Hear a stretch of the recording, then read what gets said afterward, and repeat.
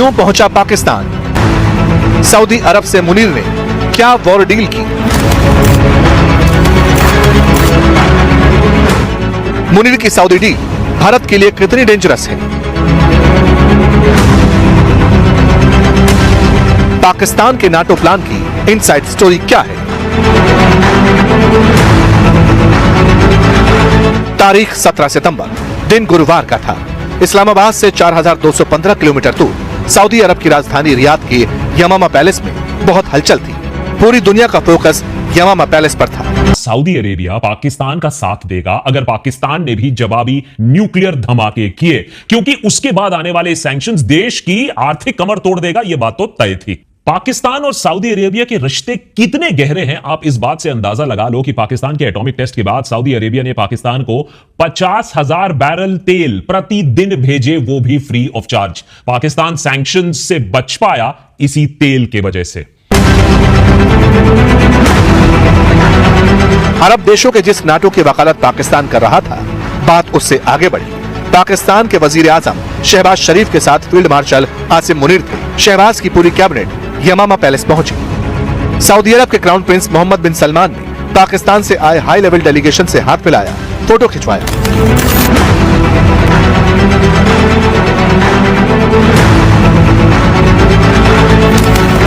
पाकिस्तान जिस प्लान के साथ आया था, प्लान परवाज भी चढ़ा। सऊदी और पाकिस्तान के बीच स्ट्रेटेजिक म्यूचुअल डिफेंस एग्रीमेंट हुआ, डील पर साइन हुआ। डील का लब्बुलुआब यह था कि एक देश पर हमला दूसरे पर भी हमला माना जाएगा। में जुटा हुआ है। खबर यह है कि सऊदी अरब ने पाकिस्तान के साथ एक रक्षा समझौता किया है।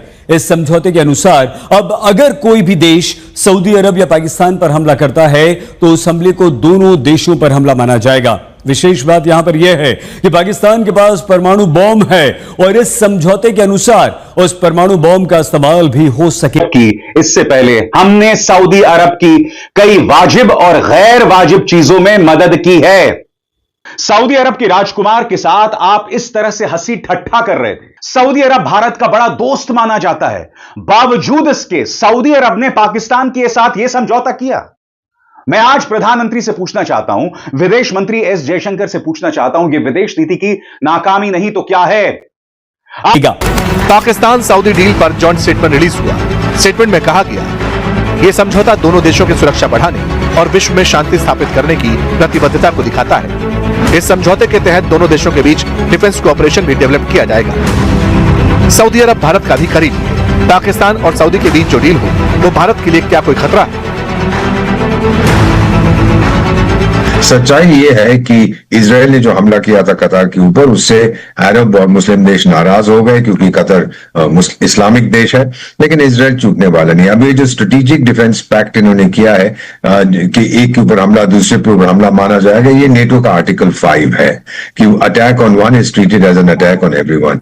लेकिन अब दो संभावनाएं हैं। पहली, ईरान का क्या होगा, क्योंकि ईरान जो समर्थन करता है हुथियों का, वो ठोकते हैं सऊदी अरेबिया को। 2 बार उन्होंने सऊदी और भारत के दरमियान दशकों पुरानी दोस्ती है। दोनों मुल्क के रिश्ते गहरे हैं। पाकिस्तान की आतंक परस्ती भी दुनिया जानती है। दूसरा, आतंक के खिलाफ भारत का विजन क्लियर है। आतंक के खिलाफ ऑपरेशन जारी है और जारी रहेगा। ऐसी सिचुएशन में पाकिस्तान के साथ डील के बाद सऊदी का क्या रिएक्शन होगा? उसका एक ही दुश्मन है।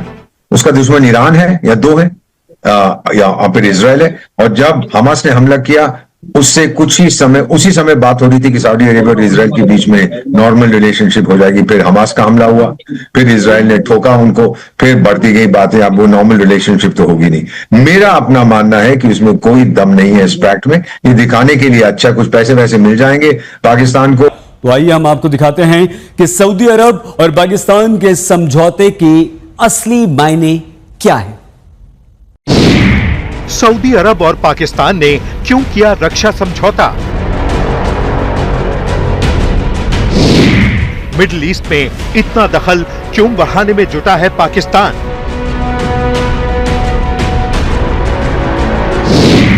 पहले अरब नाटो का प्रस्ताव, अब पाकिस्तान ने किया रक्षा समझौता। क्या पाकिस्तान एटम बम दिखाकर मिडिल ईस्ट को ठग लेगा?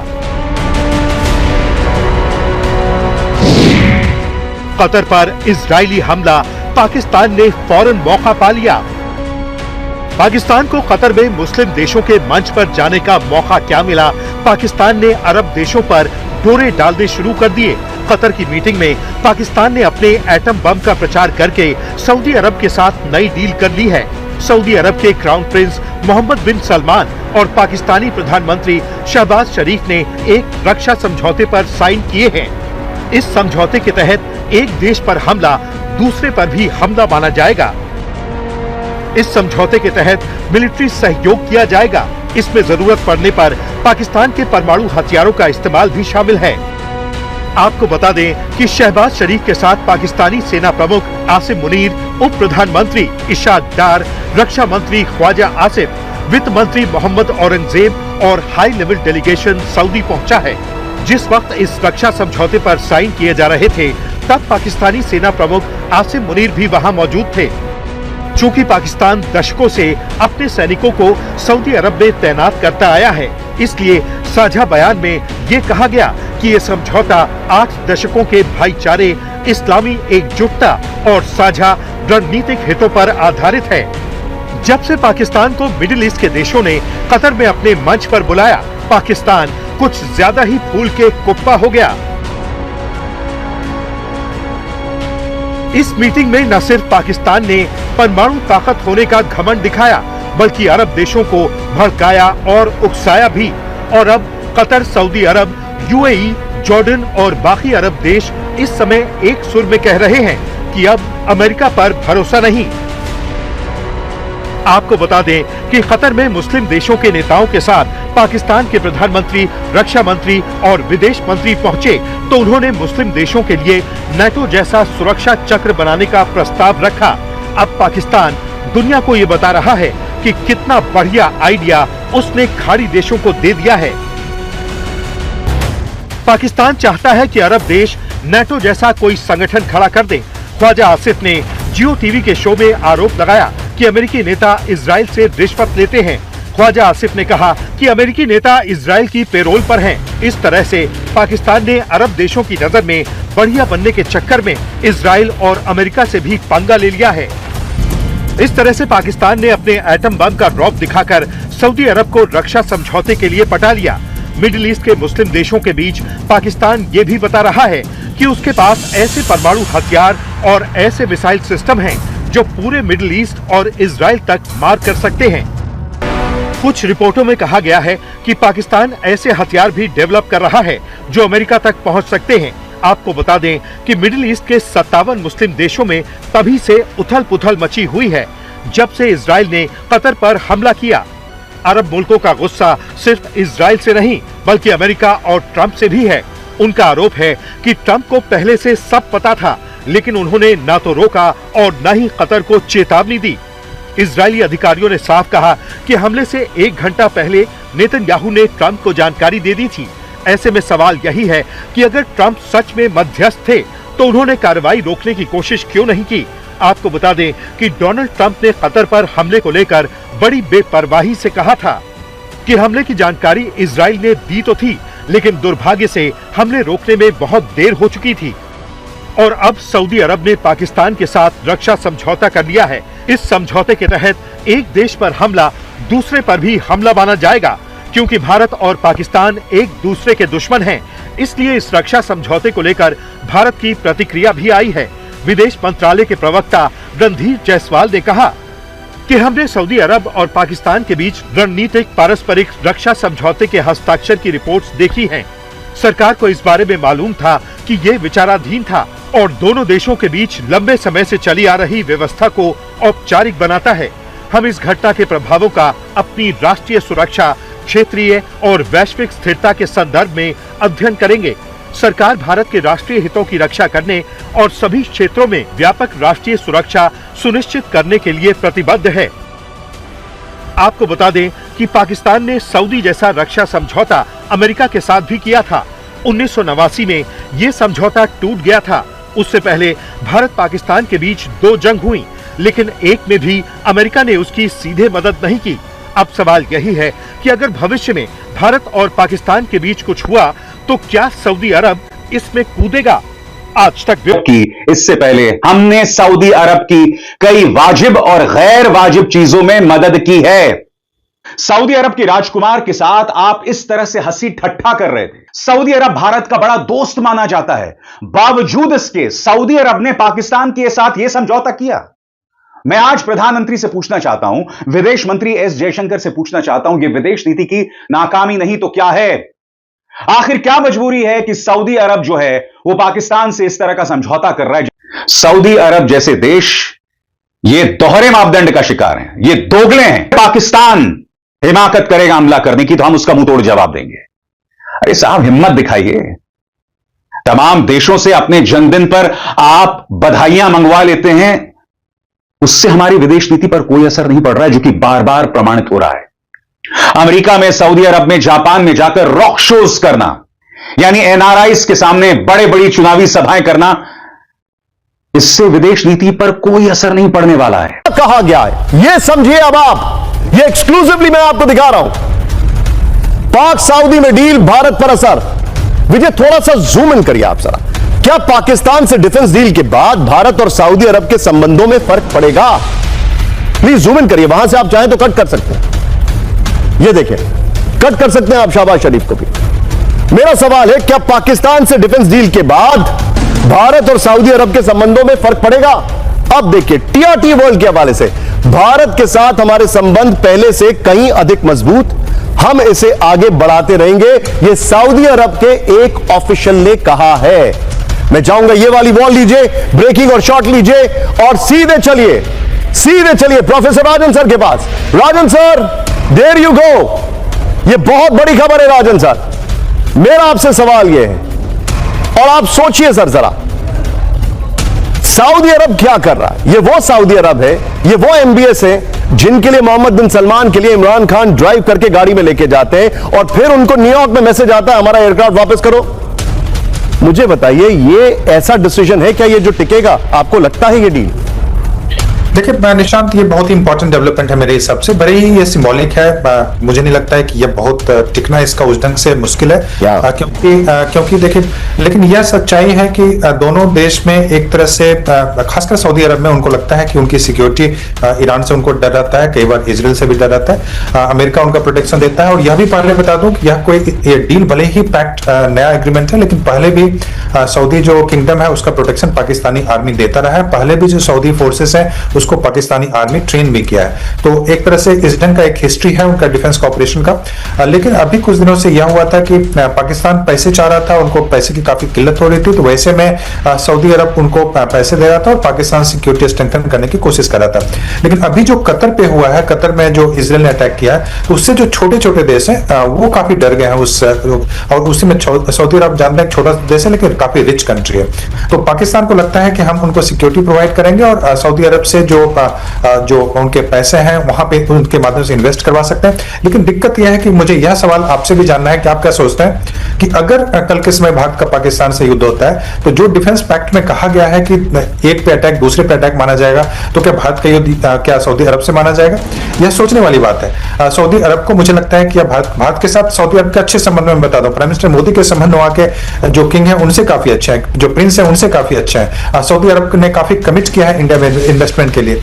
लेकिन अगर इस ढंग का ट्रीटी साइन हुआ है तो इसका भारत पे क्या असर पड़ेगा, मुझे लगता है कि भारत को समझने की जरूरत। सर, मैं आपको दिखा देता हूं वो, और उसके बाद मैं मनीष के पास आ रहा हूं। राष्ट्रीय हितों की रक्षा के लिए प्रतिबद्ध है भारत। ब्रेक करिए। राष्ट्रीय सुरक्षा और वैश्विक स्थिरता पर पूरी नजर। भारत को पाकिस्तान सऊदी में समझौते की जानकारी है। पहली लाइन होनी चाहिए थी, पाक और सऊदी अरब के समझौते पर भारत का रिएक्शन, पाकिस्तान सऊदी समझौते पर एनडीए की प्रतिक्रिया।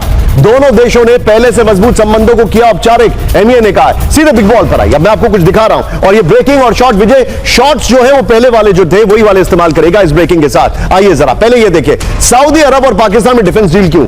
क्या सऊदी अरब को पाकिस्तान से न्यूक्लियर सिक्योरिटी चाहिए? मैंने इसको अभी इस्तेमाल नहीं करना है, सिर्फ बॉल दिखाइए, जब डिस्कशन में करेंगे। आइए पहले इसी बॉल पर फोकस करिए। ये देखिए, क्या सऊदी अरब का अमेरिका से भरोसा उठ चुका है?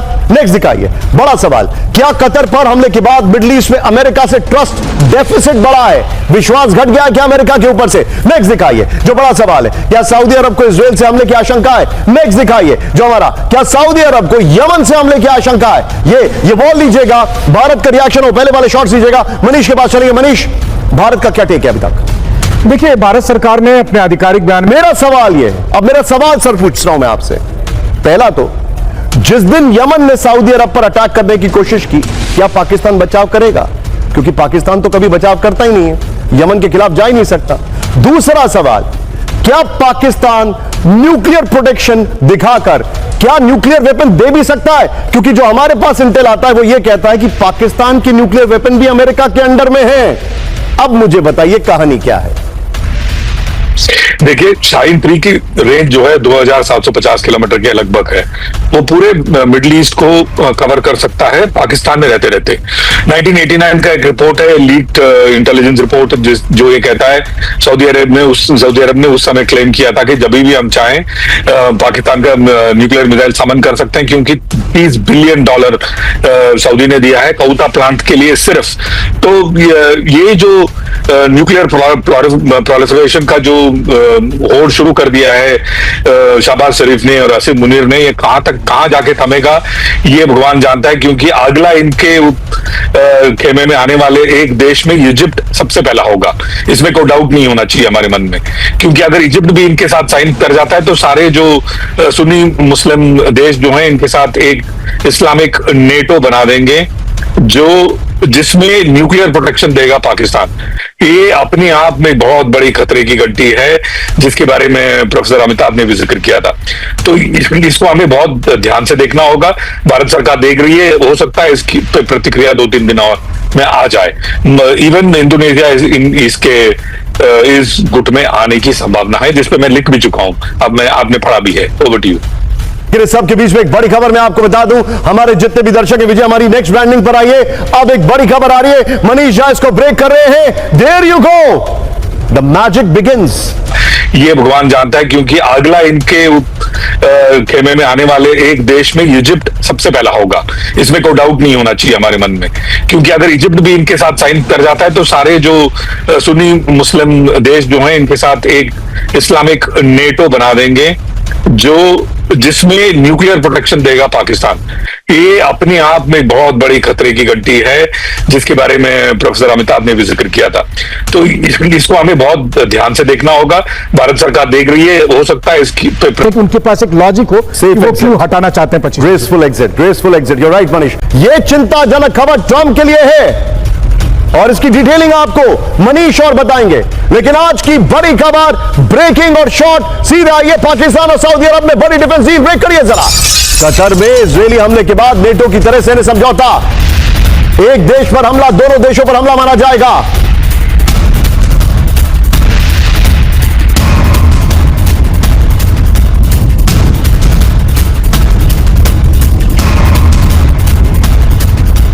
समझौते में न्यूक्लियर वेपन के इस्तेमाल का प्रावधान है। शहबाज शरीफ और प्रिंस सलमान ने समझौते पर हस्ताक्षर किए। आइए जरा इसके फ्लोर पर, ये देखिए शहबाज शरीफ को बड़ा अच्छा लगता है, मुझे लगता है कि उनको एक रील बनाने का क्रेज हो गया है, जहां जाते हैं फोटो खूब खिंचाते हैं। ये देखिए जरा।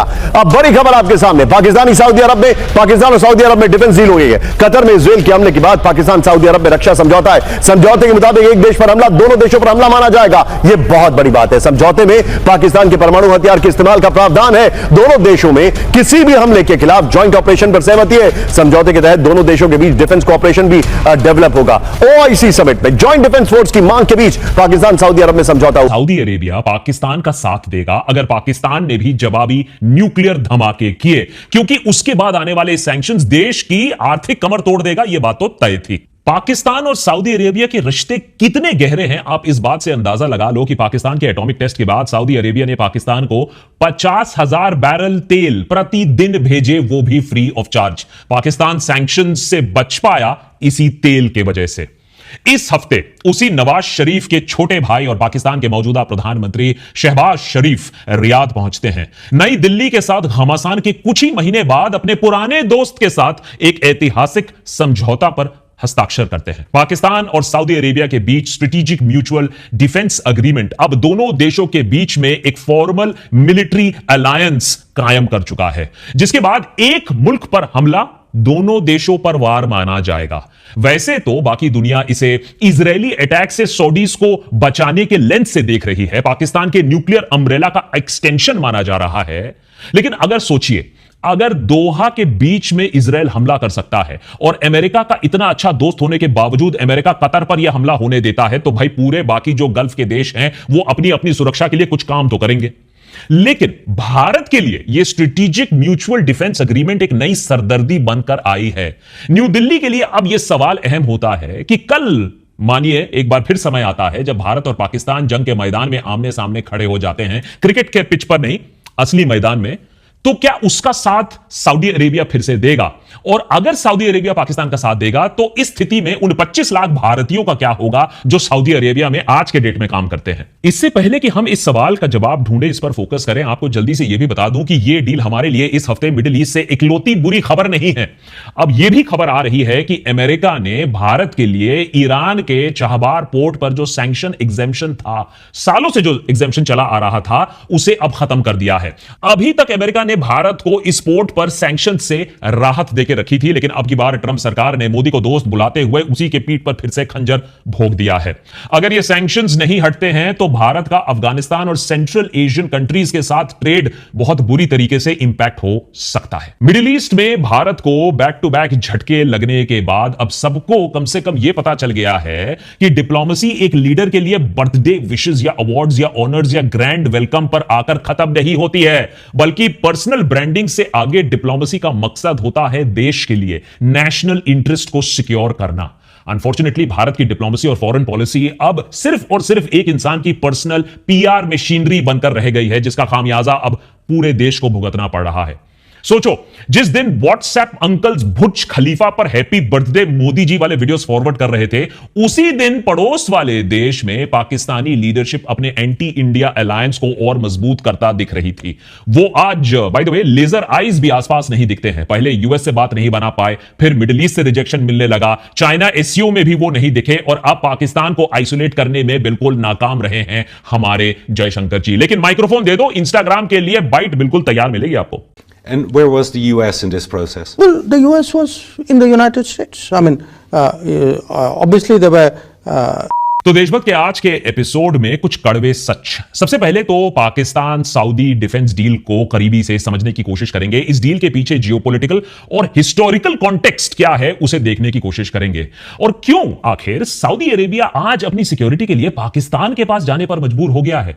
भारत पर इस डील का क्या असर पड़ेगा, इंडिया सऊदी रिलेशंस इस डील से कैसे इंपैक्ट होंगे, और फिर फाइनली देखेंगे कि टैरिफ्स के बाद अमेरिका क्यों एक बार फिर भारत के पीछे हाथ धोकर पड़ गया है, क्यों चाहबार पोर्ट पर सैंक्शंस इंडियन फॉरेन पॉलिसी के लिए एक बहुत बड़ा सेटबैक माना जा रहा है, और हां फाइनली क्या अमेरिका के बाद अब मिडिल ईस्ट भी भारत के हाथ से निकलता जा रहा है।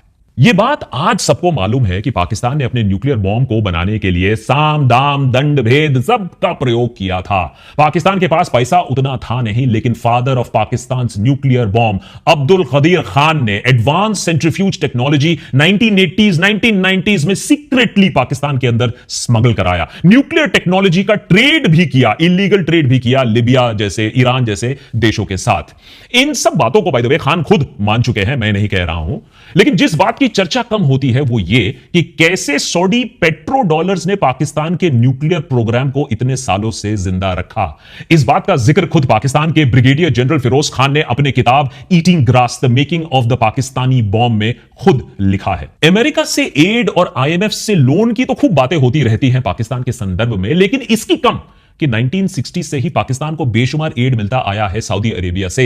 पाकिस्तान ने भी अपने थर्ड लार्जेस्ट सिटी का नाम बदलकर फैसलाबाद कर दिया in honour of king Faisal of Saudi Arabia, और तभी से एक एक्सपेक्टेशन भी रही है कि दोनों सुन्नी मेजॉरिटी देश फाइनली एक मिलिट्री टाई भी स्थापित करेंगे, जो कि फाइनली इस हफ्ते एक्चुअली हो गया, जब पाकिस्तान के all powerful military chief field marshal Asif Munir और पाकिस्तानी प्राइम मिनिस्टर शहबाज शरीफ ने इस पैक्ट को फाइनलाइज किया, हस्ताक्षर किए सऊदी क्राउन प्रिंस मोहम्मद बिन सलमान के साथ। अभी तक इस अग्रीमेंट के सारे डिटेल्स तो सामने नहीं आए हैं, लेकिन इस पैक्ट की एक जो क्लॉज है ना, पूरी दुनिया का ध्यान अपनी तरफ खींचा है, और वो क्लॉज है, and I quote, any aggression against either country shall be considered as an aggression against both. ये क्लॉज बहुत हद तक नेटो के आर्टिकल 5 की तरह है, जहां अटैक ऑन वन को अटैक ऑन ऑल माना जाता है।